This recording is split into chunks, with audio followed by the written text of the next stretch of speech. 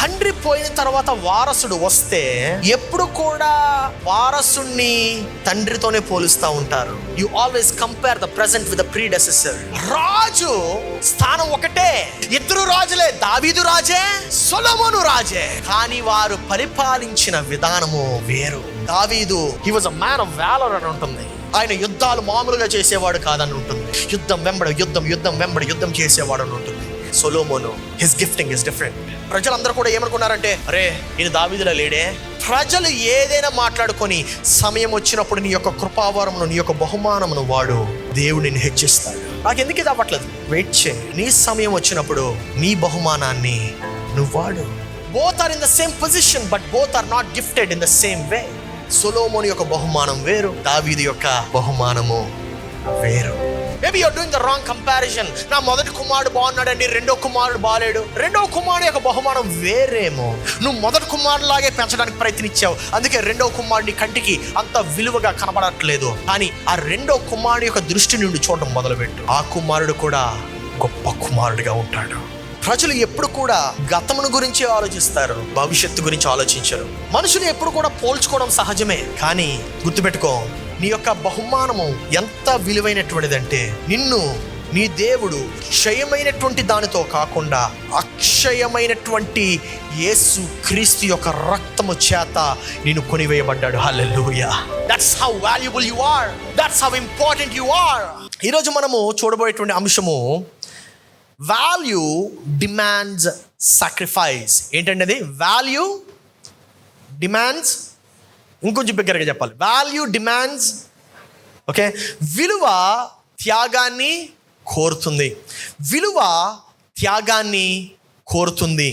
విలువ త్యాగాన్ని కోరుతుంది అంటే దాని అర్థం ఏంటంటే, విలువ లేకుండా, త్యాగము లేకుండా విలువ అనేటువంటిది రాదు. త్యాగము లేకుండా విలువ అనేటువంటిది రాదు. నీ జీవిత విలువలు నిన్ను ఎదిగింప చేయడానికి చాలా ప్రాముఖ్యమైనటువంటి పాత్ర వహిస్తూ ఉంటుంది. Your value systems, they play an important role in order for you to develop and grow. నా ప్రియ సహోదరి సహోదరుడా, ఇది ఎంత ప్రాముఖ్యమైనటువంటి అంశం అంటే మనము విలువను మనం ఎలా నిర్ణయిస్తాము, విలువ ఎలాగా నిర్ణయింపబడుతుందంటే, విలువ చెయ్యబడినటువంటి త్యాగం బట్టి నిర్ణయింపబడుతుంది. చెయ్యబడినటువంటి త్యాగమును బట్టి నిర్ణయింపబడుతుంది. దాని అర్థం ఏంటంటే, without sacrifice you cannot determine value. So త్యాగము లేకుండా విలువ ఉంటుందా అంటే ఉండనే ఉండదు. ఉదాహరణకి మనందరం కూడా యవన ప్రాయం నుండి వచ్చినటువంటి వారమే, అందరం కూడా టీనేజ్ నుండి వచ్చినటువంటి వారమే. టీనేజ్లో ప్రతి ఒక్కడు, లేకపోతే ప్రతి అమ్మాయి ఏమని చెప్తారంటే, ఐ లవ్ యూ అని చెప్పేస్తూ ఉంటాం. ఎందుకు ఆ మాట అంత సులభంగా చెప్పేయగలమంటే, because we do not really know the sacrifice that it takes for us to love. ప్రేమించడానికి తగినటువంటి చెల్లించాల్సినటువంటి మూల్యము, ఆ విలువ మనకు అప్పుడు తెలియదు కనుక మనం అప్పుడు ఈజీగా ఐ లవ్ యూ అని చెప్పేస్తూ ఉంటాం. కానీ బాధ్యత కలిగి పెళ్ళైనటువంటి భర్తని, బాధ్యత నిర్వహిస్తూ పెళ్ళైనటువంటి ఒక స్త్రీని మీరు అడగండి, ఆ మాట యొక్క విలువేంటో చెప్తుంది. బాధ్యత కలిగి పెంచుతున్నటువంటి తల్లిని మీరు అడగండి, ఆ యొక్క ఐ లవ్ యూకి మాట విలువ ఏంటో మీకు చెప్తుంది. ఎందుకో తెలుసా? ఎందుకంటే ఆ మాట వెనక గొప్ప త్యాగం ఉంటుంది. ఆ మాట వెనక గొప్ప త్యాగం ఉంటుంది. నా ప్రియ సహోదరి సహోదరుడా, today I want you to understand. నేను మీకు ఈరోజు అర్థం చేయించాల్సినటువంటి అనుకుంటున్నటువంటి అంశం ఏంటంటే, విలువ లేకుండా, త్యాగము లేకుండా విలువని మనము పొందలేము. త్యాగము లేకుండా విలువని మనము పొందలేము. ఇది ఎలా ఉంటుందంటే, చిన్నప్పుడు ఐ లవ్ యూ ఎలా ఉంటుందంటే, ఎవరో ఒక అనామకుడు, పేరు ప్రఖ్యాత లేనటువంటి వాడు వచ్చి నేను ఒక కరోర్పతినండి అని చెప్పినట్టు ఉంటుంది. అంటే దాని అర్థం ఏంటంటే, ఆయన ఉట్టి కరోర్పతి అని చెప్తే ఆయన కరోర్పతి అయిపోడు. ఆయన ఆ యొక్క కరోర్పతి వెనక ఆ యొక్క బ్యాంక్ స్టేట్మెంట్స్ కూడా దాన్ని రిఫ్లెక్ట్ చేయాలి. సో ఆ యొక్క మాటలు it should be backed by the bank statements that the person has. నా ప్రియ సహోదరి సహోదరుడా, ఇది ఎంత ప్రాముఖ్యమైనటువంటి విషయం అంటే, నేను కరోడ్పతినండి అంటే సరిపోదు, దానికి ఆధారం ఏంటి? దాని యొక్క ఆధారం అంటే నీవు నిజంగా ఒక కరోడ్పతి అంటే దాని యొక్క విలువ మనకి కనబడాలి. నా ప్రియ సహోదరి సహోదరుడా, ఈరోజు మనము 1 పేతురు గ్రంథము 1వ అధ్యాయము 18వ వచనం నుండి చూసినట్లయితే 18, 19 వచనం ఇలా చెప్తున్నాయి. పితృపారంపర్యమైన మీ వ్యర్థ ప్రవర్తనను విడిచిపెట్టినట్లుగా వెండి బంగారముల వంటి క్షయ వస్తువుల చేత మీరు విమోచింపబడలేదు కానీ అమూల్యమైన రక్తము చేత. చూడండి, వెండి బంగారముల వంటి క్షయ వస్తువుల చేత మీరు విమోచింపబడలేదు కానీ అని చెప్తున్నాడు. అంటే మనము దేని చేత విమోచింపబడ్డామంటే, మనము క్షయ వస్తువులు అంటే నాశనం అయిపోయేటువంటివి, లేకపోతే పాడైపోయేటువంటివి, లేకపోతే కొన్ని రోజులుండి తర్వాత దాని యొక్క విలువ మారిపోయేటువంటిది. మనము దేని చేత విమోచింపబడడం అంటే, ఒక వస్తువు అది తప్పు స్థానంలో ఉండి ఆ తప్పు స్థానం నుండి తీసి మనం సరైనటువంటి స్థానంలో పెడితే దానినే విమోచన అని పిలుస్తాం. It's called redemption in English. Redemption అంటే ఏంటంటే placing the object in it's right place. ఒక వస్తువుని అది ఎక్కడైతే ఉండాలో ఆ యొక్క స్థానంలో మరలా తిరిగి స్థాపించడమే దానినే విమోచన అని పిలుస్తాము. ఇప్పుడు యేసుక్రీస్తు మనల్ని ఎలా విమోచించాడంటే, వెండి బంగారముతో నిన్ను విమోచించలేదు. అంటే దాని అర్థము వెండితో బంగారముతో నిన్ను కొనలేదు కానీ, వెండితో బంగారముతో నేను చేయలేదు కానీ, క్షయమైనటువంటి దాంతో చేయలేదు కానీ, దానికన్నా అమూల్యమైనటువంటి విషయం. నా ప్రియ సహోదరి సహోదరుడా, this is very very very very very very important. ఎందుకు ఇది అంత ప్రాముఖ్యం అంటే, మనం అనేక సార్లు ఒక మనిషిని యొక్క విలువ ఈ యొక్క క్షయమైనటువంటి వాటితోనే మనం పోలుస్తూ ఉంటాం. We always determine a person's value based on the things that we can feel and we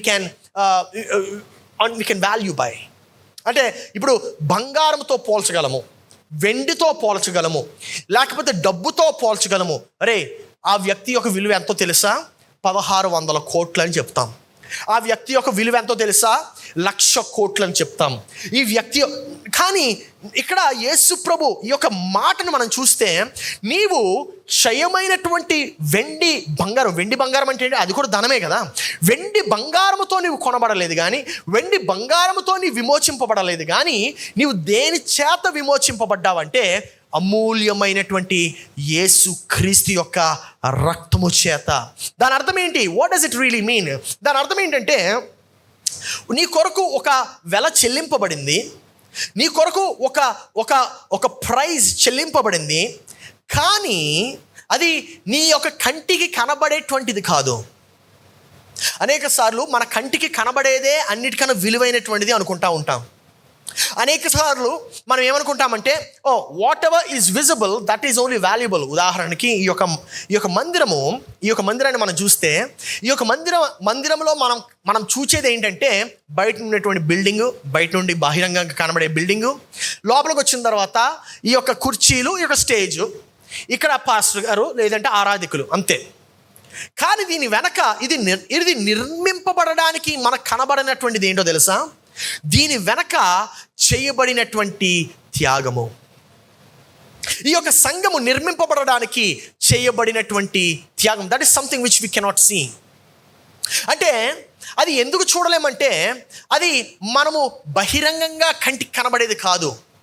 ఏంటా త్యాగం అంటే, పాస్టర్ గారు వారి యొక్క టీము ఎన్ని గంటలు కష్టపడుతున్నారు రోజుకి, పాస్టర్ గారు వారి యొక్క బృందము ఏమేం పనులు చేస్తున్నారు, వారి యొక్క ధనాన్ని ఎలా సంపాదిస్తున్నారు, ఈ యొక్క మీరు కూర్చున్నటువంటి కుర్చీ యొక్క విలువ ఎంతో తెలిస్తే షాక్ అవుతారు. కొంతమంది అంటారు, పాస్టర్ గారు మహా ఇది ఎంత ఉంటుందండి? 2,000 కదండి. No, it's not 2,000. మీరు అనుకుంటున్నారు అది 2,000 అని, కానీ మీరు కూర్చుంటున్నటువంటి కుర్చీ యొక్క విలువ ఈ యొక్క భూమిని లెక్కేయాలి, పైన ఉన్నటువంటి ఈ యొక్క రేకుని లెక్కేయాలి, ఇక్కడ మనకి చల్లగా గాలిస్తున్నటువంటి ఈ యొక్క ఏసీని లెక్కేయాలి, కాలుతున్నటువంటి డీజిల్ లెక్కేయాలి, తిరుగుతున్నటువంటి ఫ్యాన్ లెక్కేయాలి, కుర్చీ వేయడానికి ఖర్చు పెట్టినటువంటి ఆ యొక్క ఎనర్జీని లెక్కేయాలి. కంటికి కనబడినటువంటిది. తల్లులు అదే చేస్తూ ఉంటారు. వారు మనకి కంటికి కనబడినటువంటి విషయాలు వారు నేర్పిస్తూ ఉంటారు. కంటికి కనబడినటువంటి విలువను మనకి నేర్పిస్తూ ఉంటారు. ఇప్పుడు నీవు అమూల్యమైనటువంటి రక్తం ద్వారా రక్షింపబడి ఉన్నావు, ఓకే. కానీ నీ యొక్క విలువను ఈ అమూల్యమైనటువంటి రక్తం చేత నీవు విమోచింపబడినప్పుడు, ఈ అమూల్యమైనటువంటి రక్తం చేత నీవు కొనివేయబడినప్పుడు, మరి నీ యొక్క విలువను నువ్వు ఎలా ప్రశ్నిస్తావు? A lot of times we always question our value. ఇప్పుడు నువ్వు ఇంత అమూల్యమైనటువంటి రక్తము చేత, పాపరహితమైనటువంటి రక్తము చేత, ఏ పాపము ఎరిగినటువంటి ఆ యొక్క రక్తము చేత నీవు కొనివేయబడినప్పుడు, నా ప్రియ సహోదరి సహోదరుడా, నీ యొక్క విలువను నీవు ఎలా ప్రశ్నిస్తావు? How can you question your value? అనేక సార్లు మన యొక్క విలువను ఎలా ప్రశ్నిస్తూ ఉంటామంటే, ఎవరైతే మనం చేస్తున్నటువంటి పనిని బట్టి మనం ప్రశ్నిస్తూ ఉంటాం, మనము పోల్చుకుంటూ ఉంటాం. ఉదాహరణకి ఒక ఆయన నెలకి 1,00,000 రూపాయలు సంపాదిస్తున్నాడంటే, ఓహో ఈయన చాలా విలువైనటువంటి వాడండి. ఒక ఆయన నెలకి 10,000 సంపాదిస్తున్నాడంటే ఈయన విలువ తక్కువ ఉన్నటువంటి వాడని మనము అనుకుంటూ ఉంటాం. But is that the right thing? వ్యాపారంలో మనం చూసినట్లయితే, బిజినెస్లో మనం చూసినట్లయితే విలువను ఎలాగా నిర్ణయిస్తారు? విలువను ఎలా నిర్ణయిస్తారంటే, in business it is always calculated on how or what somebody is willing to pay for. అంటే ఆ యొక్క వస్తువుకి ఒక వ్యక్తి ఎంత ద్రవ్యాన్ని ఆయన చెల్లించాలని చెప్పి ఇష్టపడుతున్నాడో దాన్ని బట్టే ఆ యొక్క విలువ ఉంటుంది. మనకి ఒక మాట అర్థం కావాలంటే చాలా సులభంగా అర్థం చేయించడానికి ట్రై చేస్తాను, కానీ జాగ్రత్తగా వినండి. ఎంతమందికి టాటా గోల్డ్ కాఫీ పేరు విన్నారు? టాటా గోల్డ్ కాఫీ వినలేదు ఎవరు? సూపర్. ఇప్పుడు ఈ పేరు చెప్తే మీరు చేతులు పైకెత్తాలి. ఎంతమంది స్టార్ బక్స్ పేరు విన్నారు? Super, very nice. మీకు ఒక విషయం తెలుసా? అదే టాటా మన భారతదేశంలో టాటా గోల్డ్ కాఫీని ప్రొడ్యూస్ చేస్తుంది. అదే టాటా మన భారతదేశంలో స్టార్ బక్స్ని కూడా ప్రొడ్యూస్ చేస్తుంది. ఇప్పుడు మీ ముందు నేను 2 కప్పులు పెట్టా. ఒకటేమో ఒక కప్పు మీదేమో టాటా గోల్డ్ అని చెప్పి ప్రింట్ చేయబడి ఉంది, ఇంకో కప్పు మీదేమో స్టార్ బక్స్ లోగో సింబల్ వేసి ఉంది. మీరు ఏ కప్పుతో ఫోటో దిగి ఇన్స్టాగ్రామ్లో పెడతారు చెప్పండి నాకు? ఎంతమంది లేదండి నేను టాటా గోల్డ్ కాఫీ కప్పుతోనే ఫోటో దిగి పెడతాను, ఇన్స్టాగ్రామ్లో హ్యాష్ట్యాగ్ స్టార్ బక్స్ అని రాస్తాను, హ్యాష్ట్యాగ్ టాటా గోల్డ్ కాఫీ అని రాస్తాను అనేటువంటి వారు ఎవరు ఉండరు. You know why? ఎందుకంటే we know the value of Starbucks is much higher. నేను స్టార్ బక్స్ తాగుతున్నానంటే నేను ధనవంతుణ్ణి అనేటువంటి ఆలోచన వస్తుంది. నేను స్టార్ బక్స్ కాఫీ షాప్కి వెళ్ళి నేను ఆ యొక్క 230 లేకపోతే 500 రూపాయల కాఫీ కొన్నానంటే ఇట్స్ అ వెరీ వాల్యుబుల్. నువ్వు పే చేస్తుంది అక్కడ కాఫీకి కాదు, ఆ కాఫీ కూడా రూపాయిన్నరే ఉంటుంది. నువ్వు పే చేస్తుంది, ఇంగ్లీష్లో ఏమని ఉంటుందంటే పదము ఇంట్రిన్సిక్ వాల్యూ అని ఉంటుంది. ఏమని ఉంటుందండి? ఇంట్రిన్సిక్ వాల్యూ అంటే మనం చూడలేనటువంటి విలువ, మనం తాకలేనటువంటి విలువ, కానీ అనుభవించే విలువ. As a matter of fact in business ఈ యొక్క చూడలేని విలువే అతి ప్రాముఖ్యమైన విలువ. కంటికి కనబడనటువంటి ఈ విలువ ఉంది కదా, ఇదే అతి ప్రాముఖ్యమైనటువంటి విలువ. ఇంకొక ఉదాహరణ కూడా ఇస్తాను. మన చర్చికి వస్తున్నప్పుడు ఇలా చర్చ్ అయిపోయిన తర్వాత బయట టాటా టియాగో కారు పార్క్ చేసి ఉంది. టాటా టియాగో కారు పార్క్ చేసి ఉంది. ఇంకొంచెం ముందుకేస్తే 4 అడుగులు ముందుకేస్తే జాగ్వార్ కారు కూడా పార్క్ చేసి ఉంది. ఏం కారు అండి? జాగ్వార్. మీరు దేనితో ఫోటో దిగుతారు? ఖచ్చితంగా జాగ్వార్తోనే దిగుతారు. కానీ మీకు విషయం తెలుసా, 2 కార్స్ని కూడా ప్రొడ్యూస్ చేస్తుంది టాటానే. మరి ఏంటండి ఈ యొక్క విలువను మన మైండ్లోకి ఎలా ఎక్కించగలిగారంటే, there is a big difference between both the cars when they are being produced. ఈ 2 కార్లు కూడా ప్రొడ్యూస్ చేయబడుతున్నప్పుడు చాలా వ్యత్యాసం ఉంది. ఏంటి ఆ వ్యత్యాసం అంటే, టాటా టియాగో కారు ఒకవేళ ప్రొడ్యూస్, అంటే I don't know for sure, but ఒకవేళ ప్రొడ్యూస్ చేస్తున్నప్పుడు ఒక 10 క్వాలిటీ చెక్స్ ఉన్నాయి అనుకోండి. 10 క్వాలిటీ చెక్స్ ఉంటే, అదే land rover jaguar car produce చేస్తున్నప్పుడు ఒక 1004-16 క్వాలిటీ చెక్స్ ఉంటాయి. అంటే దాని డోర్ ఎలా ఉంది, ఆ డోర్ పెయింట్ జాబ్ ఎలా ఉంది, ఆ యొక్క ఇన్సులేట్ చేస్తున్నటువంటి ఆ యొక్క రబ్బర్ బీడింగ్ ఎలా ఉంది, దాని క్వాలిటీ ఎలా ఉంది, అది వేడిలో బాగానే ఉంటుందా, చల్లలోని బాగానే ఉంటుందా. ఇది టాటా టియాగో వేడిగా అయితే సాగిపోద్ది, చల్లగా ఉంటే చిన్నగైపోద్ది. I understand there is a quality check at every level. ఇప్పుడు నా యొక్క ప్రశ్న ఏంటంటే, అంత క్వాలిటీ చెక్ చేయబడినటువంటి అమూల్యమైనటువంటి యేసుక్రీస్తు రక్తము చేత నీవు విమోచింపబడి ఉన్నావు. హల్లెలూయా. అంటే ఆ యొక్క అమూల్యమైనటువంటి రక్తము నిన్ను విమోచించడానికి వాడబడి ఉన్నది. ఏ పాపము లేనటువంటి రక్తము. అంటే నా ప్రశ్న ఏంటంటే, నీ విలువ ఎంత అమూల్యమైనదో ఒకసారి గ్రహించు. Start understanding how valuable you are. నా ప్రియ సహోదరి సహోదరుడా, మనము నీ వస్తువు ఎంత అర్హత కలిగి ఉన్నదో దాన్ని బట్టే వస్తువు యొక్క ధర నిర్ణయింపబడుతుంది. ఆ వస్తువు ఎంత అర్హత కలిగి ఉందో, అర్హత కలిగి ఉన్నదో, అర్హత వేరు, విలువ వేరు. అర్థమవుతుందా? ఎంత అర్హత కలిగి ఉన్నదో నీ దృష్టిలో దాన్ని బట్టి ఆ వస్తువు యొక్క ధర నిర్ణయింపబడుతుంది. నేను మీకు చెప్పాను ఇందాకే, టాటా గోల్డ్ కాఫీ, స్టార్బక్స్. మీ దృష్టిలో ఏది విలువ? స్టార్బక్సే. నా ప్రియ సహోదరి సహోదరా, it is the same principle that applies. అందుకే త్యాగం బట్టి విలువ నిర్ణయింపబడుతుంది. త్యాగం బట్టి విలువ నిర్ణయింపబడుతుంది. Sacrifice determines the value.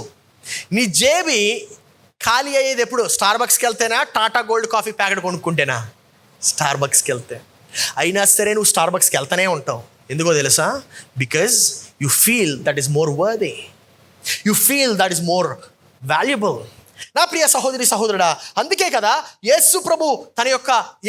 దేవుడు తన యొక్క కుమారుడైనటువంటి యేసుక్రీస్తును ఈ యొక్క భూలోకానికి పంపించాడు. యోహాను సువార్త 3:16 చూస్తే మనందరూ తెలిసినటువంటి వచనం ఇది. దేవుడు లోకమును ఎంతో ప్రేమించెను కాగా ఆయన తన అద్వితీయ కుమారునిగా పుట్టిన వాని యందు విశ్వాసముంచు ప్రతి వానికి నశింపక నిత్య జీవం పొందునట్లు. నశింపక ఎప్పుడు నశించము, ఎప్పుడు నిత్య జీవం వస్తుందంటే ఎప్పుడైతే నువ్వు ఆ యొక్క కుమారుని యందు నువ్వు విశ్వసిస్తావో. When you start trusting in him, when you start believing in the words that he said about you, నీ గురించి ఆయన చెప్పినటువంటి మాటలను నువ్వు ఎప్పుడైతే గ్రహిస్తావో, నువ్వు ఎప్పుడైతే నమ్ముతావో, దాన్ని బట్టే నీ యొక్క విలువను నీవు అర్థం చేసుకోగలవు. నీ కొరకు త్యాగం చేసినటువంటి వాడు గొప్పవాడు, ఒక రాజు. నీ కొరకు త్యాగం చేసినటువంటి వాడు ఒక గొప్ప దేవుడై ఉన్నాడు. నీ విలువ అంత అమూల్యమైనటువంటిది. ఇంకా మనకి ఈ యొక్క విలువను, అర్హతను మనకు అర్థం కావాలంటే, ఒక ఎంప్లాయర్ ఉద్యోగం ఇచ్చినటువంటి వాడు తన యొక్క ఎంప్లాయర్కి జీతం ఎలా ఇస్తాడు? I'm teaching you lot of MBA classes over here, master classes, మామూలు MBA కాదు. ఓకే, ఒక ఎంప్లాయరు ఆ యొక్క ఎంప్లాయీకి తన యొక్క ఆ యొక్క జీతాన్ని ఎలా డిటర్మైన్ చేస్తాడంటే, ఆ యొక్క ఎంప్లాయీ, ఆ యొక్క ఉద్యోగస్తుడు ఆయన ఆ యొక్క స్థలములో ఆ యొక్క కంపెనీ కొరకు వెచ్చించినటువంటి సమయం బట్టి నిర్ధారింపబడుతుంది. The time that he has spent in that company, that determines the value that he's going to get. కానీ ఇక్కడ నేను ఆలోచించినటువంటి ఇంకొక విషయం ఏంటంటే, ఎంప్లాయీ తన యొక్క టైంని వెచ్చించినందుకు ఎంప్లాయర్ జీతం ఇస్తున్నాడు. అంటే నెలకి 1,00,000 రూపాయలు ఇచ్చాడు అనుకుందాం. దాని అర్థం ఏంటంటే 30 రోజుల యొక్క విలువ ఎంత? 1,00,000 రూపాయలు. అంటే నువ్వు ప్రతిరోజు 9-10 గంటలు కష్టపడితే ఆ యొక్క 10 గంటలు ఇంటూ 30 ఎంతండి? 300 అవర్స్. 300 గంటల యొక్క విలువ ఎంత? 1,00,000. అంటే గంటకి ఎంత?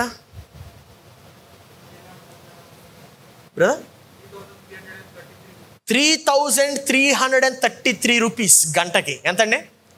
3,333 పాయింట్ ఉంటుందిలేండి. 3,300 అనుకుందాం ప్రస్తుతానికి. అంటే నీవు 3,000 రూపాయలు ఖర్చు పెడుతున్నావంటే నీ జీవితంలో ఎంత ఖర్చు చేస్తున్నావు? గంట. అయ్యి అండర్స్టాండింగ్. మనం చాలాసార్లు అనుకుంటా డబ్బుకి ఏముందండి, మళ్ళీ సంపాదించుకోవచ్చు. ధనంకి ఏముందండి, ఇప్పుడు ఖర్చు పెట్టేద్దాం, మరలా ఎలా ఏదో ఒకటి చేసి మళ్ళీ సంపాదిద్దాం. కాదండి, నువ్వు ఖర్చు పెడుతున్నది నీ జీవితం యొక్క సమయము. నువ్వు ఖర్చు చేస్తున్నది నీ జీవితం యొక్క సమయము. అంటే అంత విలువని నీ జీవితం నుండి నువ్వు త్యాగం చేస్తున్నావు. నా ప్రియ సహోదరి సహోదరుడా, this is very very very important. Very very important. ఎందుకింత ప్రాముఖ్యం అంటే, అనేక సార్లు మనము ధనానికి విలువ ఇవ్వకుండా ఉంటున్నాము. సమయానికి విలువ ఇవ్వకుండా ఉంటున్నాము. మన దగ్గర ఉండేటువంటి వస్తువులకు మనము విలువ ఇవ్వకుండా ఉంటున్నాము. అందుకే ఎప్పుడు కూడా నేను కొంటున్నప్పుడు జాగ్రత్తగా కొంటాను. ఎప్పుడు కొంటున్నప్పుడు ఆలోచిస్తూ కొంటాను. నేను చవక రకం ఎప్పుడు కొననా మంచి క్వాలిటీయే కొంటాను. ఎందుకో తెలుసా? ఈ చవక రకం సంవత్సరం వస్తే మంచి క్వాలిటీ 10 సంవత్సరాలు వస్తుంది. అప్పుడు దాని యొక్క విలువ నాకు ఆటోమేటిక్గా పెరిగిపోతుంది. ఉదాహరణకి, if I by something, let's say 10,000 పెట్టి ఒకటి కొంటా, ఒక వస్తువు, అది నాకు సంవత్సరం మాత్రమే వస్తుంది. ఇంకోటి 20,000, అది నాకు 10 సంవత్సరాలు వస్తుంది. ఇప్పుడు దేని యొక్క విలువ ఎక్కువ? 10,000 20,000? 10,000 యొక్క విలువ ఎక్కువైపోతుందా? 20,000 యొక్క విలువ ఎక్కువైపోద్దా? జాగ్రత్త గమనించండి. టైంతో చూస్తే 20,000 చాలా తక్కువ. ఎందుకో తెలుసా? 20,000 నాకు 10 సంవత్సరాలు వస్తుంది. 10,000 సంవత్సరమే. The cost factor is very very important.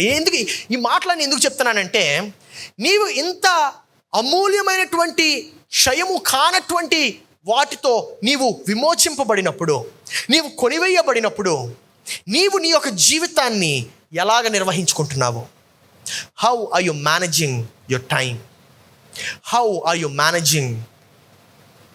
You behaving with your life? నీ యొక్క జీవితాన్ని, నీ యొక్క జీవితంతో నువ్వు ఎలాగ వ్యవహరిస్తున్నావు? ఏదైనా పర్వాలేదులేండి, ఈ రోజుల్లో అందరూ అలాగే ఉన్నారు అనే మాట నువ్వు కలిగి ఉంటున్నావా? లేకపోతే లేదండి, నా జీవితము చాలా ప్రాముఖ్యము, నేను దాన్ని కాపాడుకోవాలి అనేటువంటి ఆలోచనతో ఉంటున్నావా? You need to start analysing this for you. నువ్వు నీ గురించి ప్రశ్నించుకోవాలి. నీ యొక్క విలువ ఏ రీతిగా ఈరోజు ఉంది?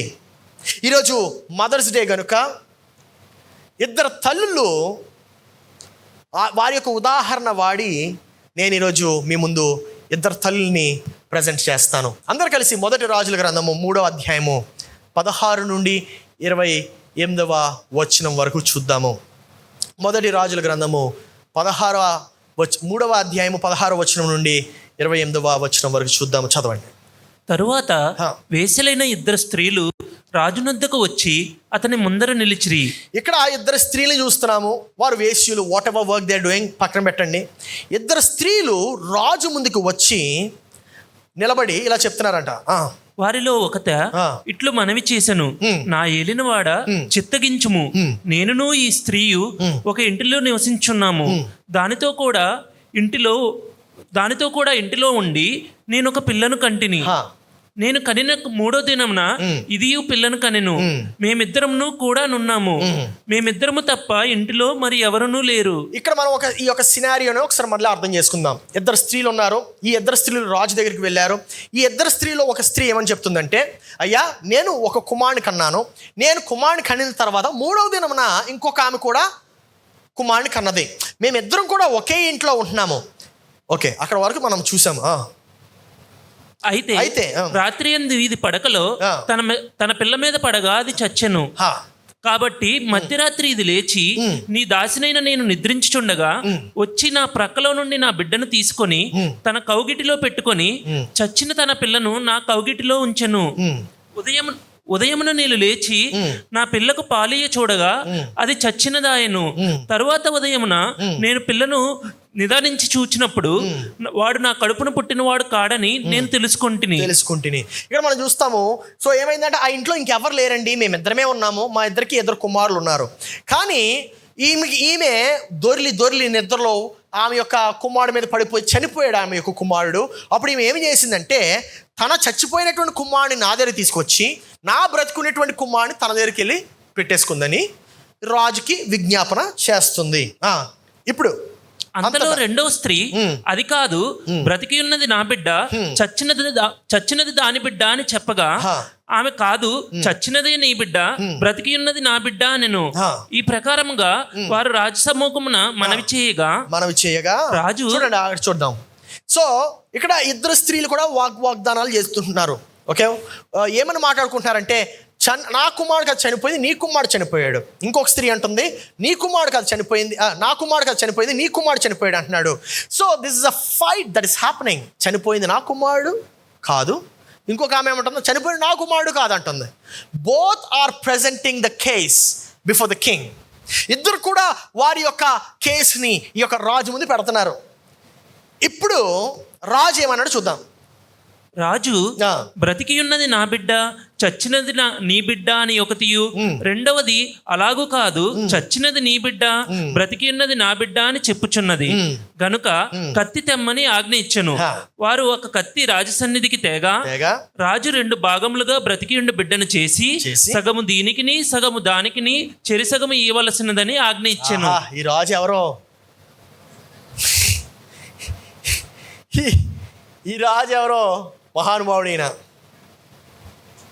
ఈయనేమన్నాడంటే అబ్బా ఈ 2 స్త్రీల మధ్య నలిగిపోతున్నారు, సరేరా ఒక కత్తి పట్టుకురా, కత్తి పట్టుకొచ్చి సగం చేసి ఈమె కోసం కొంచెం ఆయన కొంచెం ఇచ్చే.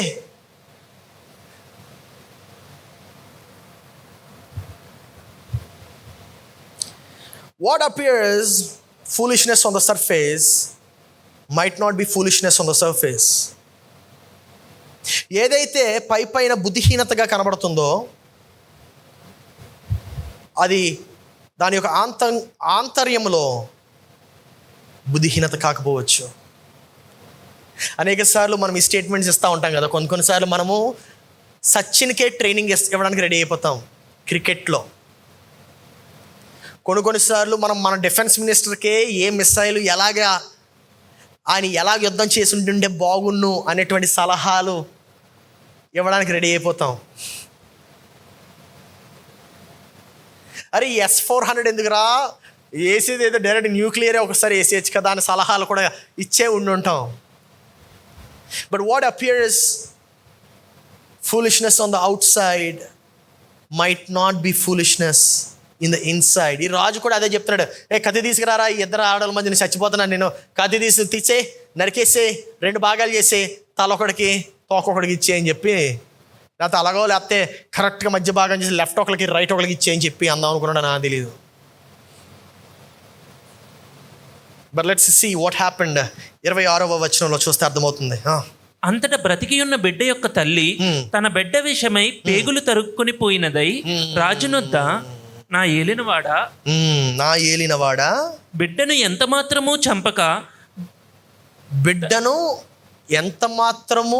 చంపక దానికే ఇప్పించుమని మనవి చేయగా ఆ 2వ స్త్రీ అది నాదైనను దానిదైనను కాకుండా చెరిసగము చేయమనెను. I understanding the case. అర్థమవుతుందా? ఒక స్త్రీ ఈ మాట వినగానే, రాజుని యొక్క తీర్పు వినగానే ఈ బెంబేలెత్తిపోయింది, ఈమె కంగారు పడింది.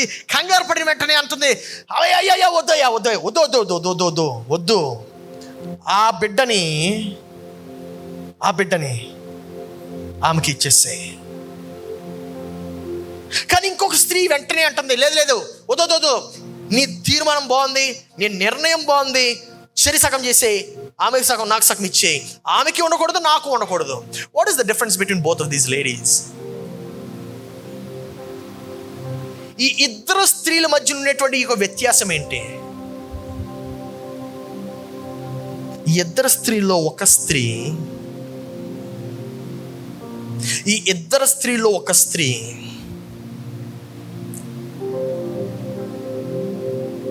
త్యాగం చేసింది. కడుపులో పెరిగినటువంటి ఆ యొక్క కుమారుడు, ప్రసవించినటువంటి కుమారుడు, పాలు పట్టించినటువంటి కుమారుడు హతమైపోకూడదు, చనిపోకూడదు. వాడు చనిపోవడం కన్నా బ్రతుకుంటే చాలనుకుంది.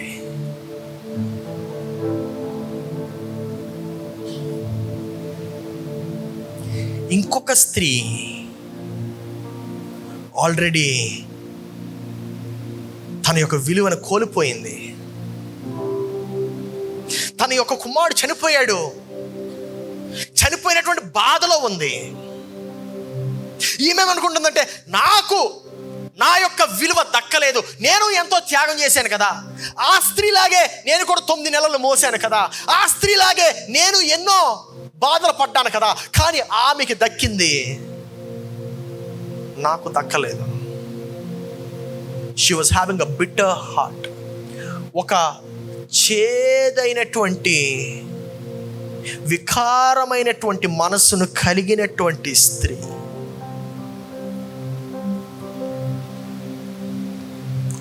There is a saying in English. ఒక సామెత ఉంది ఇంగ్లీష్లో, ఏంటిదంటే, bitter hearts never get better. చేదు మనస్సులు, చేదు హృదయాలు ఎప్పుడు కూడా సరైనటువంటి పని చేయవు. ఈ రెండవ స్త్రీ ఎవరైతే ఆ యొక్క కుమారుని కోల్పోయిందో ఆల్రెడీ, ఆ స్త్రీ యొక్క హృదయం గాయపరచబడింది. ఆ స్త్రీ యొక్క హృదయం గాయపరచబడింది, గాయంలో ఉంది, చేదు అనుభవంలో ఉంది. చేదు హృదయము చేదును మాత్రమే ఇస్తుంది.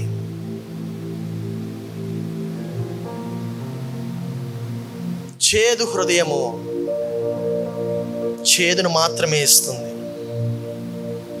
ఇంకొక కోణం చూడండి, త్యాగము చేసినటువంటి స్త్రీ విలువ ఇంకా ఉంది, అక్కడ కలిగి ఉంది. ఆ కుమారుని యొక్క రూపంలో ఆ యొక్క విలువ కలిగి ఉంది. ఆమె ఏమంటుందని, ఉదయ్య ఆ కుమారుణ్ణి తాకొద్దు, ఆ కుమారుని తాకొద్దు, ఆ కుమారుని తాకొద్దు, ఆ కుమారుని నాకు దక్కకపోయినా పర్వాలేదు, బ్రతుకుంటే చాలు, ఆమెకే ఇచ్చేసి.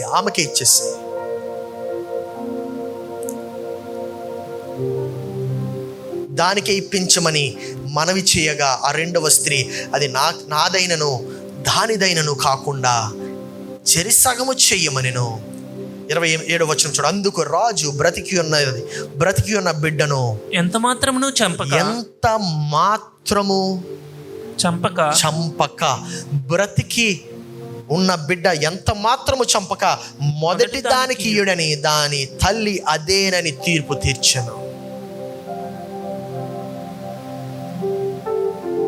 Very very important. అంటే దాని అర్థం ఏంటంటే, ఇంకొక కోణం కూడా చూడండి. బోత్ పీపుల్ వద్ద ఇద్దరు కూడా ఉన్నారు, ఇద్దరు కూడా గర్భవతులు అయ్యారు, ఇద్దరు కూడా ప్రసవించారు, ఇద్దరు కూడా ఇక కాన్పులో నుండి వెళ్ళారు. కానీ both were in the same position, but both were not in the same gifting. ఇద్దరు కూడా అదే స్థానంలో ఉన్నారు, కానీ ఇద్దరికి కలిగినటువంటి బహుమానాలు వేరుగా ఉన్నాయి. అంటే దాని అర్థం ఏంటంటే, నువ్వు ఒక్కొక్కసారి అదే ఆఫీస్లో పనిచేస్తూ ఉండొచ్చు, అదే కుటుంబంలో నువ్వు నీ యొక్క తోబుట్టు పుట్టి ఉండొచ్చు, కానీ ఇద్దరికి వేరు బహుమానాలు వారు కలిగి ఉండొచ్చు. ఇద్దరు కూడా ఒకే స్థానము, ఇద్దరి యొక్క తండ్రి ఒకడే, ఇద్దరి యొక్క తల్లి ఒకరితే, కానీ వారి యొక్క బహుమానాలు వేరు. Their gifting is different. Also understand that. నువ్వు ఎప్పుడు కూడా వేరే వాళ్ళతో పోల్చుకుంటా ఉంటావు. నా అన్న ఇలాగే అయిపోయాడు, నా తమ్ముడు చాలా బాగున్నాడు, నా అన్న మంచి పొజిషన్లో, నేను ఎందుకు ఇలా ఉంటున్నాను? You're comparing in the wrong direction. You should never compare in the wrong direction. You should always compare in the right direction. Your gifting is different. ఇప్పుడు కీబోర్డ్ చక్కగా వాయించగలిగేవాడు చక్కగా ప్రసంగం చేయలేడేమో. నేను బాగా ప్రసంగం చేయలేకపోతున్నాను, అయ్యో నా జీవితం ఎందుకు ఇలా నాశనం అయిపోతుందని చెప్పి కూర్చొని ఏడుస్తే, ఈ ప్రసంగికుడు కీబోర్డ్ వాయించలేడు కదా, ఆయన కూర్చొని ఏడవట్లేదే. You need to look in the right gifting. ఈ యొక్క రెండవ స్త్రీ, అయ్యో నా కుమారుడు కోల్పోయాను పర్వాలేదు. ఈ స్త్రీకి ఒక కుమారుడు ఉన్నాడు, ఆమెని ఆ యొక్క కుమారుడిని నేను జాగ్రత్తగా చూసుకుంటాను, నా కుమారుడిని తన యొక్క కుమారుడిలోనే చూసుకుందామని చెప్పి ఈమె వెళ్ళొచ్చు కదా. That is called looking in the right direction. ఇంకొక కోణం కూడా ఉంది. చూడండి 28వ వచనం చూస్తే ఇలాగా ఉంటుంది. అంతటా ఇశ్రాయేలీయులందరూ రాజు తీర్చిన తీర్పును గూర్చి విని న్యాయము విచారించుట యందు రాజు దైవజ్ఞానము నొందినవాడని గ్రహించి అతనికి భయపడిరి. ఈ మాట ఎందుకు రాశాడా అనుకున్నాను నేను. ఈ మాట అసలు ఎందుకు రాశాడు? అంతటా ఇశ్రాయేలీ అందరూ రాజు తీర్చిన తీర్పును గూర్చి విని న్యాయ విచారము యందు రాజు దైవ జ్ఞానమును నొందిన వాడై ఉన్నాడని గ్రహించాడు. దాని అర్థం ఎందుకు రాశాడా అని ఆలోచిస్తున్నప్పుడు, ఈ రాజు ఎవరంటే, ఈ రాజు సొలొమోను. ఈ రాజు సొలొమోను. ఎప్పుడు కూడా తండ్రి పోయిన తర్వాత వారసుడు వస్తే ఎప్పుడు కూడా వారసుణ్ణి తండ్రితోనే పోలుస్తూ ఉంటారు. You always compare the present with the predecessor. కానీ ఇక్కడ కూడా చూడండి, రాజు స్థానం ఒకటే, ఇద్దరు రాజులే, దావీదు రాజే, సొలొమోను రాజే, కానీ వారు పరిపాలించిన విధానము వేరు. దావీదు he was a man of valor అని ఉంటుంది, ఆయన సైన్యముతో నడిపించేవాడు అని ఉంటుంది, ఆయన ముందుండి సైన్యాన్ని నడిపించేవాడు అని ఉంటుంది, ఆయన యుద్ధాలు మామూలుగా చేసేవాడు కాదని ఉంటుంది, యుద్ధం వెంబడి యుద్ధం చేసేవాడు అని ఉంటుంది. సొలొమోను, హిస్ గిఫ్టింగ్ ఇస్ డిఫరెంట్. కానీ ఇక్కడ ప్రజలందరూ కూడా ఏమనుకున్నారంటే, అరే ఈయన దావీదులా లేడే. ప్రజలు ఏదైనా మాట్లాడుకొని సమయం వచ్చినప్పుడు నీ యొక్క కృపావరమును, నీ యొక్క బహుమానమును వాడు దేవుడిని హెచ్చిస్తాడు.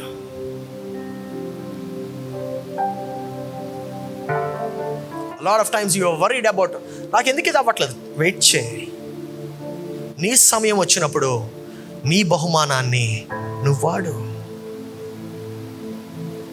Both are in the same position, but both are not gifted in the same way. సొలొమోను యొక్క బహుమానం వేరు, దావీదు యొక్క బహుమానము వేరు. Maybe you're doing the wrong comparison. నా మొదటి కుమారుడు బాగున్నాడండి, రెండో కుమారుడు బాగాలేడు. రెండో కుమారుడు యొక్క బహుమానం వేరేమో. నువ్వు మొదటి కుమారులాగే పెంచడానికి ప్రయత్నించావు, అందుకే రెండో కుమారుడి కంటికి అంత విలువగా కనబడట్లేదు. కానీ ఆ రెండో కుమారుడు యొక్క దృష్టి నుండి చూడడం మొదలుపెట్టు, ఆ కుమారుడు కూడా గొప్ప కుమారుడిగా ఉంటాడు. నా మొదటి కూడా పర్లేదండి, రెండో కోడ్ no, both are different. Both are gifted differently. ఈయన దావీదులా లేడే అని చెప్పి అనుకున్నారేమో జనాలు. అందుకే అది రాశాడు ఆ మాట. దావీదులా లేడు, సొలొమోన్లానే ఉంటాడు. లేకపోతే దావీదు అనే పేరు ఉండేది కదా.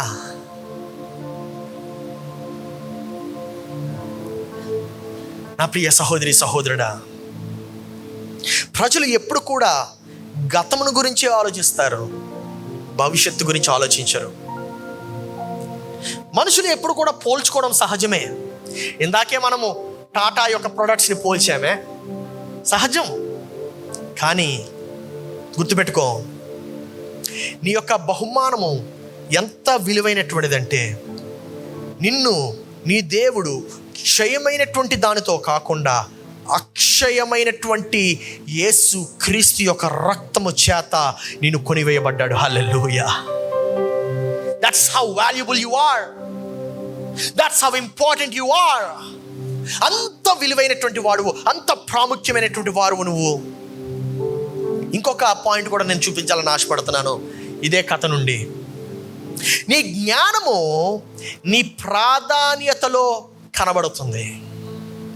నీ జ్ఞానము నీ ప్రాధాన్యతలో కనబడుతుంది. అనేక మంది వారి యొక్క ప్రాధాన్యతలను సరిపెట్టుకోరు. ఒక 500 రూపాయలు ఉంటే అంతే, 500 ఉంది పాకెట్లో. స్టార్ బక్స్కి వెళ్ళి ఫోటో తీసి పెట్టేద్దాం, అందరూ నేను రిచ్ అనుకోవాలి. నీ ప్రాధాన్యత అందరూ రిచ్ అనుకోవడం కాదు. నీ ప్రాధాన్యత ఆ 500 రూపాయలని నీవు నాటి 1000 రూపాయలు చేయాలి. గుర్తుపెట్టుకో, ఆ 500 రూపాయలు ఊరికనే రాలేదు, 10 గంటలు కష్టపడితే వచ్చిందేమో.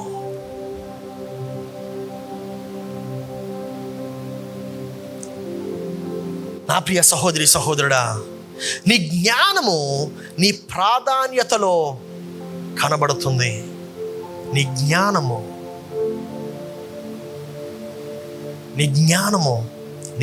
నీ ప్రాధాన్యత ఎలా ఉంది? నీ ప్రాధాన్యత ఎలా ఉంది? నువ్వు మొట్టమొదటిగా ఏం చేయాలనుకుంటున్నావు ఈరోజు? నీ జ్ఞానమును వాడాలి. నీ జ్ఞానమును వాడి ఏం చేద్దాం అనుకుంటున్నావు? మొట్టమొదటిగా మీకు విషయం తెలుసా? ఒక సింహము ఎప్పుడైనా యూట్యూబ్లో a lion setting his lair అని చెప్పి కొట్టండి. a lion sets for his lair అంటే సింహము తన యొక్క వేట గురించి ఎలా సిద్ధమవుతుందో మీకు కనబడుతుంది. తన యొక్క వేట గురించి సింహం సిద్ధమవుతున్నప్పుడు ఆ యొక్క సింహము తన యొక్క పరిసరాలను సెట్ చేసుకుంటుంది. ఎలా సెట్ చేసుకుంటుందో తెలుసా? ఓపికగా బుష్లో దాక్కుంటుంది, ఆ యొక్క పొదల మధ్యన దాక్కుంటుంది, వెయిట్ చేస్తుంది.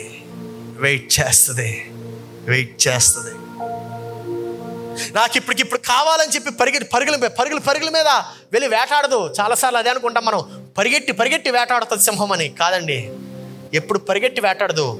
ఎప్పుడైతే ఆ యొక్క ప్రే అది ఉండాల్సినటువంటి స్థలంలో ఉంటుందో అప్పుడు పరిగెడుతుంది. అందుకే దాని యొక్క వేట వేరుగా ఉంటుంది. ఈరోజు నేను అడిగేటువంటి ప్రశ్న ఏంటంటే, నువ్వు నిజంగా ప్రేమను కలిగి ఉండేటట్లయితే, నువ్వు నిజంగా ప్రేమను కలిగి జీవిస్తున్నట్లయితే గుర్తుపెట్టుకో, ప్రేమ ఇస్తుంది, ప్రేమ త్యాగం చేస్తుంది. ప్రేమ ఇస్తుంది, ప్రేమ త్యాగం చేస్తుంది. ఈ మొదటి తల్లి దాని కొరకే సిద్ధపడింది. తన యొక్క కుమారుణ్ణి ఇచ్చేయడానికి సిద్ధపడింది, తన యొక్క కుమారుణ్ణి త్యాగం చేయడానికి సిద్ధపడింది. నా ప్రియ సహోదరి సహోదరుడా, నీ నిర్ణయము నువ్వు ఇచ్చే విలువను బట్టి ఉంటుంది. నీ విలువను నువ్వు ఎలాగా నిర్ణయించుకుంటున్నావు? నీ నిర్ణయము, your decision is very very important. కానీ నీ యొక్క నిర్ణయము ఎలాగా నిర్ణయింపబడుతుందంటే నువ్వు ఇచ్చే విలువను బట్టి. How are you valuing your self today? నిన్ను నీవు ఎలాగా విలువ ఇచ్చుకుంటున్నావు? అందుకే కదా మనము ఆ యొక్క విలువను మనకు అర్థం కావాలంటే ఎప్పుడు కూడా యేసుక్రీస్తు యొక్క కలువరి సిలువ, ఆ యొక్క త్యాగంనే మనం గుర్తు చేసుకుంటూ ఉంటాం. ఎందుకంటే నువ్వు నిజంగా ప్రేమిస్తే నువ్వు నిజంగా సమర్పిస్తావు. దేవుడు నిన్ను నిజంగా ప్రేమించాడు గనుకనే ఆ యొక్క సిలువ పైన ఆయన తనను తాను సమర్పించుకున్నాడు. అందుకే కదా ఇంతకుముందు ప్రధాన యాజకులు పక్షులను, గొవ్వలను, లేకపోతే గొర్రెలను, మేకపోతులను బలియాగం ఇచ్చేవారు. కానీ ఈ ప్రధాన యాజకుడు తనకు తానే బలియాగం అయ్యాడు. ఆ ప్రధాన యాజకుడి పేరే యేసుక్రీస్తు. ఆయన ఏమని కోరుతున్నాడో తెలిసి ఇప్పుడు రోమిలికి రాసిన పత్రిక 12వ అధ్యాయం 1వ వచనంలో ఉంటుంది. కాబట్టి సహోదరులారా, పరిశుద్ధమును దేవునికి అనుకూలమునైన సజీవ యాగముగా మీ శరీరములను ఆయనకు సమర్పించుకొనుడని దేవుని వాత్సల్యమును బట్టి మిమ్మును బ్రతిమాలుకుంటున్నాను. ఇట్టి సేవ మీకు యుక్తమైనది. ఇట్టి సేవ అనగా అక్కడ అర్థము యాక్చువల్గా route meaning again it goes to worship. ఇట్టి ఆరాధన యుక్తమైనది. ఏ ఆరాధన? చేతులు ఎత్తి ఆరాధించడమా? స్వరం ఎత్తి బిగ్గరగా అరవడం మాత్రమేనా? లేకపోతే మనం నిలబడి దేవునికి మన యొక్క చేతులు ఎత్తి దేవానికి సమర్పించుకుంటానని మాత్రం చెప్పడమేనా? కాదండి. చూడండి, ముందు లైన్ పెట్టండి. పరిశుద్ధమును దేవునికి అనుకూలమైన సజీవ యాగముగా మీ శరీరములు ఆయనకు సమర్పించుకొనుడని. మీ శరీరములు, your body is the temple of the holy spirit.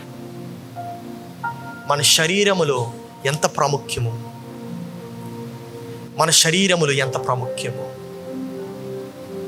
ఎంత ప్రాముఖ్యము. నీ శరీరమే దేవుని ఆలయమై. మనం అనుకుంటా ఉంటాం, ఈ వారం ఎక్కువ పాపం చేశాను, ఇంకొక $2 ఎక్కువ ఇచ్చేద్దాం దేవునికి క్షమాపణ కోరేద్దాం అనుకుంటా. కాదండి. ఈ వారం ఎక్కువ పాపం చేసావా, దేవుని దగ్గరికి వెళ్ళి దేవా నన్ను క్షమించని పాప క్షమాపణ అడుగు. మరలా నేను ఈ పాపం చేయనని చెప్పి ఆయన ముందు వేడుకో. That is what is important.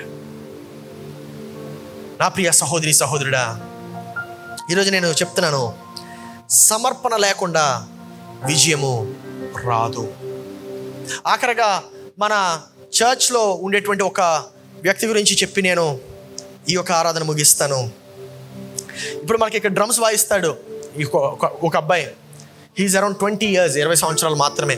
ఆయన మన దగ్గరికి 4 సంవత్సరాల క్రితం వచ్చాడు. 4 సంవత్సరాల క్రితం వచ్చి పరిచయం అయ్యాడు. ఫేస్బుక్లో ఆన్లైన్లో పరిచయం అయిన తర్వాత వచ్చిన తర్వాత ఏమైనా పని ఉందా అంటే, నాకు డ్రమ్మర్ కావాలి, డ్రమ్స్ వాయిస్తావా అని అడిగా. వాయిస్తానని చెప్పాడు. అప్పుడు నేను చెప్పాను, సరే నీకు వారానికి 500 ఇస్తాను, నువ్వు డ్రమ్స్ వాయించి వెళ్ళిపో అని చెప్పాను. ఎందుకంటే ఆయనకి ఇంకో ఉద్యోగం కూడా ఉండేది, స్టోర్ మేనేజర్గా చేసేవాడు. ఆయన చెప్తే ఓకే అన్న అలాగే చేస్తానని చెప్పి అన్నాడు. ఆదివారం వచ్చి డ్రమ్స్ వాయించి వెళ్ళిపోయేవాడు. ఒకరోజు ఇలాగే, అంటే నెలకి ఎంత ఇచ్చేవాడి అంటే 2000 ఇచ్చేవాడిని. వారానికి 500 కదా, సో నెలకి 2000 ఇచ్చినప్పుడు ఆయన పేరు ప్రసన్న కుమార్. ఆయన విజయవాడ నుండి వచ్చాడు. ఆయనతో చెప్పిన తర్వాత ఒకరోజు ఆరాధన అయిపోయిన తర్వాత ముఖం చాలా చిన్నగా పెట్టుకొని వచ్చాడు. ఏమైంది ప్రసన్న అంటే, ఏం లేదన్నా నా ఉద్యోగం ఊడిపోయింది, నన్ను తీసేశారు అన్నాడు. అవునా, ఎందుకు తీసేశారు మరి అంటే, తెలీదన్నా మేనేజర్ మారాడు, సో మమ్మల్ని తీసేశారు అన్నాడు. సరే అని చెప్పాను. సరే నీ పీజీకి నువ్వు ఉండే హాస్టల్కి ఎంత అవుతుంది చెప్పు, నేను అంత ఇస్తాను. అప్పుడు నువ్వు పని చేస్తే, నేను చెప్పింది నువ్వు నేర్చుకొని నువ్వు పని చేస్తే అప్పుడు నెమ్మదిగా చూద్దాం, నీ జీతం నెమ్మదిగా పెంచుతానని చెప్పాను. సరే అన్న అలాగే చేస్తానన్నాడు. ఎంత నీ పీజీ ఖర్చు, నీకు అక్కడి నుండి ఇక్కడికి రావాలి కదా, ఎంత అంటే 8,000 అన్నా అన్నాడు. సరే 8,000 నెలకి ఇస్తానులే, నువ్వు రోజు వచ్చి నేను చెప్పినటువంటి సాఫ్ట్వేర్స్ అని నేర్చుకో, కంప్యూటర్ ఇస్తానన్నాను. సరే అన్నాడు. ఒక కంప్యూటర్ ఇచ్చాను. కంప్యూటర్ ఇచ్చి ఆయన జీవితంలో అప్పటి వరకు కంప్యూటర్ ముట్టుకోలేదు. అలాంటి వ్యక్తికి ఒక కంప్యూటర్ ఇచ్చాను. కంప్యూటర్ ఇచ్చి రాని భాష, రాని సాఫ్ట్వేర్, రాని లాంగ్వేజ్ని నేర్పించి, లాజిక్ ప్రో అనేటువంటి సాఫ్ట్వేరు ఎలా నేర్పించాను, యూట్యూబ్ ఇచ్చేసి నువ్వు నేర్చుకో అని చెప్పా. నేర్చుకున్నాడు. నెమ్మదిగా నేర్చుకొని అంచెలంచెలుగా ఆయన జీతం పెంచింది. అంచెలంచెలుగా పెంచినాడంటే ఎంత అనుకుంటున్నారు మీరు? ఏదిలే 8,000 నుండి 8,500, 8,500 నుండి 9,000 అలా చేశా. 10,000 చేశాను. 10,000 చేస్తే ఒకరోజు వచ్చాడు నా దగ్గరికి, అన్నా నేను ఇక్కడ రాకముందు నేను వేరే బ్యాండ్స్లో నేను ట్రై చేశాను డ్రమ్మర్గా, వాళ్ళు అప్పుడు నన్ను తీసుకోలేదు కానీ ఇప్పుడు నన్ను పిలుస్తున్నారు అన్నాడు.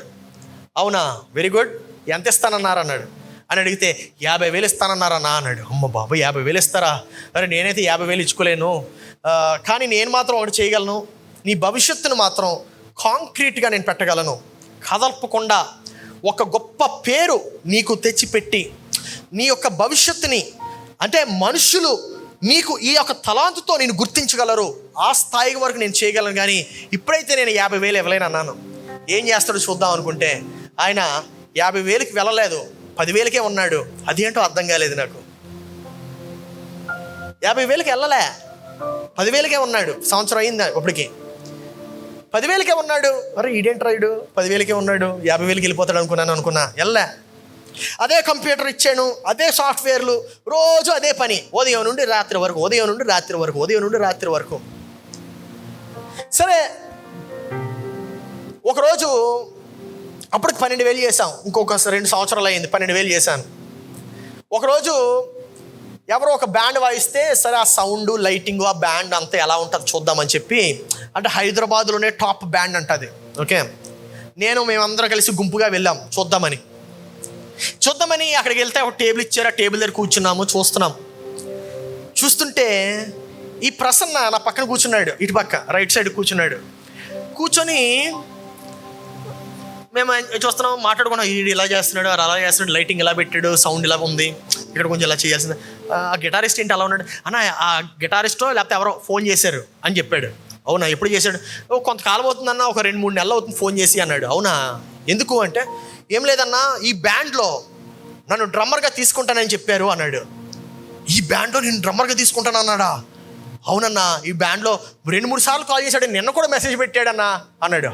అవునా, మరి ఏం చెప్పావంటే రానని చెప్పానన్నా అన్నాడు. రానని చెప్పావా?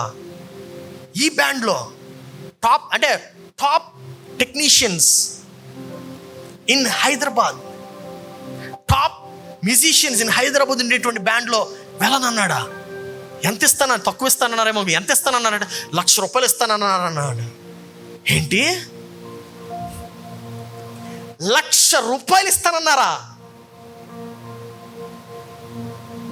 ఇది 2 సంవత్సరాల క్రితం. ఇది 1,00,000 రూపాయలు ఇస్తాను, నువ్వు వెళ్ళలేదన్నా అన్నాడు. కనీసం నాకు కూడా వచ్చి చెప్పలేదు.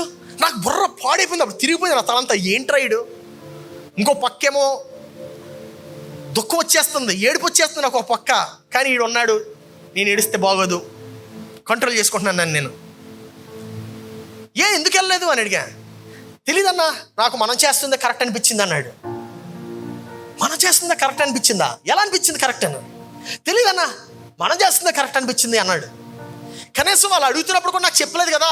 అరే చెప్పుంటే 1,00,000 రూపాయలు ఎవడిస్తాడు రా బాబు, వెళ్ళిపో అని చెప్తుంది కదా అని చెప్పి అనుకున్నాను. లేదు, కనీసం వాళ్ళు ఆఫర్ కూడా చెప్పలేదు నాకు. అలాగా సంవత్సరం అయింది, 2 సంవత్సరాలు అయింది. క్రిందటి నెల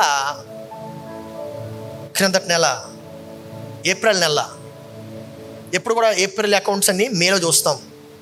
తను మ్యూజిక్ స్కూల్ నడిపిస్తున్నాడు అనమాట మందే.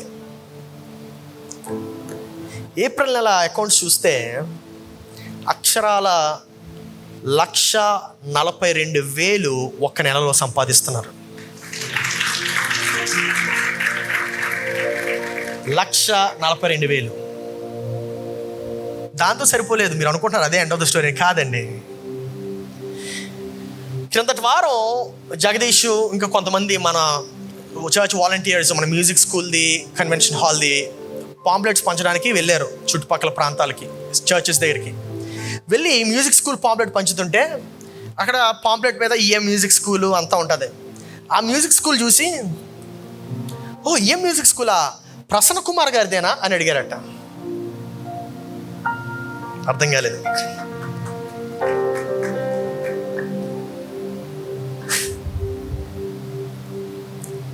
అర్థం కాలేదు కదా. ఓహో ఈఎం మ్యూజిక్ స్కూలా, ప్రసన్న కుమార్ గారిదేనా అని అడిగారంట. దాని అర్థం ఏంటో తెలుసా? నేనేం చెప్పాను, నీకు ఒక పేరు, ఆ కళతో కూడినటువంటి పేరు నేను నీకు తెచ్చిపెట్టగలని చెప్పా. ఏమైంది? They are relating music with Prasanna Kumar. అప్పుడు ఇంకో మాట కూడా చెప్పేది 4 సంవత్సరాల క్రితం, మనము మనుషుల దగ్గరికి వెళ్ళడం కాదు, మనుషులే మన దగ్గరికి వచ్చేలాగా చేస్తానని చెప్పా. మొన్న ఈస్టర్ రోజు ఆయనకి 3 కాల్స్ వచ్చాయంట. ఈ మ్యూజిక్ స్కూల్కి వస్తున్నటువంటి ఈ స్టూడెంట్స్ కాకుండా ఆయనకి యుఎస్ నుండి, కెనడా నుండి, యూకే నుండి కూడా కాల్స్ వచ్చాయంట. ఏమన్నా తెలుసా? ఒక పాస్టర్ గారు కాల్ చేశారంట యుఎస్ నుండి, అమెరికా నుండి. బ్రదర్, మీ డ్రమ్మింగ్ చాలా బాగుంది, మీలాంటి డ్రమ్మర్ నేను ఎక్కడా చూడలేదు. నాకు మా చర్చిలో ఒక డ్రమ్మర్ ఉన్నాడు, ఆ డ్రమ్మరు మీ దగ్గరే నేర్చుకోవాలని కోరుతున్నాను, మీరు ఆన్లైన్ క్లాసెస్ చెప్తారా అని అడిగాడట. ఒక్కొక్క స్టూడెంట్కి అమెరికా, యూకే, కెనడా నుండి ఎంత ఛార్జ్ చేస్తున్నాను తెలుసా? 15,000 per week, per month. 15,000 ఒక నెలకి.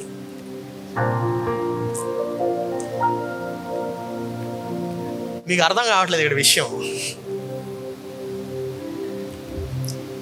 త్యాగము చేశాడు, విలువను కట్టుకున్నాడు.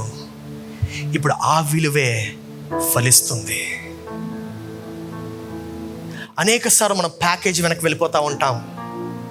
అనేకసార్లు మనం కంపెనీని వదిలేసి మన యొక్క వేర్లను తెంచేసుకొని మరలా ఇంకొక దగ్గర స్థాపింపబడాలని చెప్పి అనుకుంటా ఉంటాం. Don't do that. Walk in your gifting and God is going to bless you. నీ కృపావరములో, నీ యొక్క బహుమానములో నీవు నాటబడి ఉండు. దేవుడు తగిన కాలమందు నిన్ను ఫలింపచేస్తాడు. హల్లెలూయా. ఎలా వచ్చాడు తెలిసి కుర్రాడు? విజయవాడలో నాకు ఈ దరిద్రం వద్దనుకొని బస్ ఎక్కి వచ్చేసాడు. అంతే.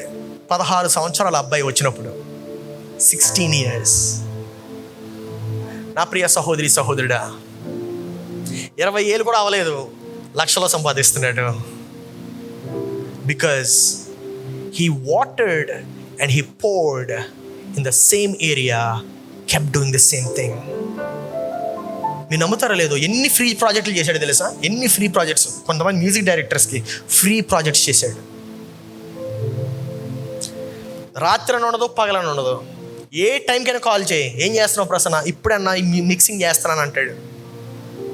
ఇప్పుడు మీరు మన న్యూ లైఫ్ మ్యూజిక్ ఛానల్లో వింటున్నటువంటి ఆ యొక్క పోస్ట్ ప్రొడ్యూస్డ్ సాంగ్స్ అన్నీ కూడా తన మిక్స్ అండ్ మాస్టర్డ్. నా ప్రియ సహోదరి సహోదరుడా, ఇంకో విషయం చెప్పనా నేను? I'm feeling really proud to tell this. నా తర్వాత, మా ఇద్దరి తర్వాత, నా తర్వాత పాస్టర్ గారి తర్వాత, మేము ఏ సంఘానికి వెళ్ళినా, ఎక్కడికి వెళ్ళినా వాళ్ళు ఏమడుగుతారు తెలుసా? అన్నా ప్రసన్న ఎలా ఉన్నాడో అని అడుగుతారు.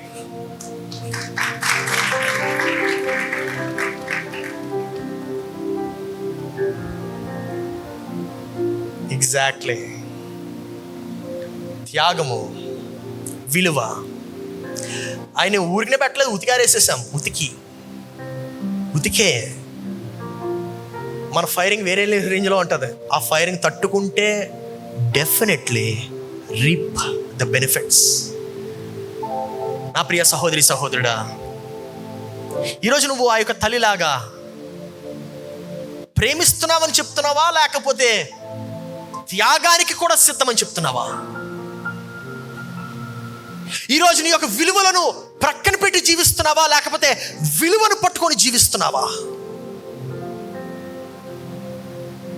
ఎట్టి రీతిగా నీ యొక్క జీవితాన్ని నడుపుతున్నావు? అందరూ అలాగే ఉన్నారండి, నేనే అలా పోతే నాకేంటి, అందరూ ఇలాగే జీవిస్తున్నారండి, నేను కూడా అలాగే జీవిస్తాను, నాకేంటి అనుకుంటున్నావా? తప్పిపోతావు. అందరిలానే తప్పిపోతావు. నేను అందరిలా ఉండను, నేను వేరుగా ఉంటాను, నా యొక్క జీవితంలో గొప్ప వ్యత్యాసాన్ని చూపిస్తాను అని నీవు ఆలోచిస్తున్నట్లయితే లేచి నిలబడు, ప్రార్థన చేద్దాం. దేవా, నా యొక్క జీవితం నీ ముందు పెడుతున్నానయ్యా. దేవా, యొక్క త్యాగాన్ని ప్రభువా, దేవా నేను చేయటానికి సిద్ధంగా ఉంటున్నానయ్యా. దేవా, ఏ సమయంలో నైనా నీ యొక్క కట్టడల బట్టే నేను జీవించడానికి ఇష్టపడతాను, నీ కట్టడల బట్టే నేను నడవడానికి ఇష్టపడుతున్నానయ్యా అని చెప్దామా? దేవా, నేను కూడా ప్రభు ఆ యొక్క విలువలను కోల్పోను, ఆ యొక్క విలువలను కోల్పోను, ఆ యొక్క విలువలను కలిగి ఉంటాను. ఆ యొక్క త్యాగాన్ని కోల్పోను, ఆ యొక్క త్యాగాన్ని నేను అర్పించడానికి, సమర్పించడానికి సిద్ధంగా ఉంటాను. నాలోనికి రా ప్రభువా, నీవు నన్ను తాకుమయ్యా అని ఆయనని మనము వేడుకుందామా? దేవా, ఆ యొక్క నిజమైనటువంటి విలువ, ఆ యొక్క నిజమైనటువంటి త్యాగం నేను కలిగి ఉండడానికి ఇష్టపడుతున్నాను. నీవు నన్ను వాడుకున్నామయ్యా. Use me, your Father. Let me be there to serve diligently.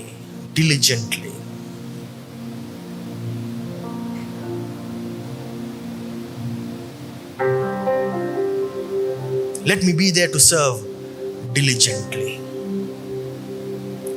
ప్రియ పరలోకపు తండ్రి, నీకు వందనాలు చెల్లిస్తున్నాము. ఈ రోజునైనా ఎవరెవరైతే ప్రభు యొక్క వాక్యానికి స్పందించి వారి యొక్క జీవితాన్ని మార్చుకోవడానికి సిద్ధంగా ఉన్నారు, దేవా, వారి యొక్క ప్రాధాన్యతలను వారు మార్చుకోవడానికి సిద్ధంగా ఉన్నారో వారిని దీవించుమయ్యా. ఎవరైతే వారి యొక్క మనసులను బాగు చేసుకోవడానికి సిద్ధంగా ఉన్నారో, వారి యొక్క మానసిక పరిస్థితిని ప్రభువా దేవా, ఆ యొక్క బుద్ధిని, జ్ఞానమును పెంపొందించుకోవడానికి సిద్ధంగా ఉన్నారు ప్రభువా, వారిని నీవు వాడుమయ్యా. దేవా, వారిని పేరు పెట్టి పిలువమయ్యా. యేసయ్యా, ఈ ఉదయ కాలంలోనైనా దేవా, త్యాగమును బట్టే నిజమైనటువంటి విలువ నిర్ణయింపబడుతుంది అనేటువంటి మాటను మా జీవితంలో కూడా నీవు నిజపరచమని ప్రార్థిస్తున్నాం.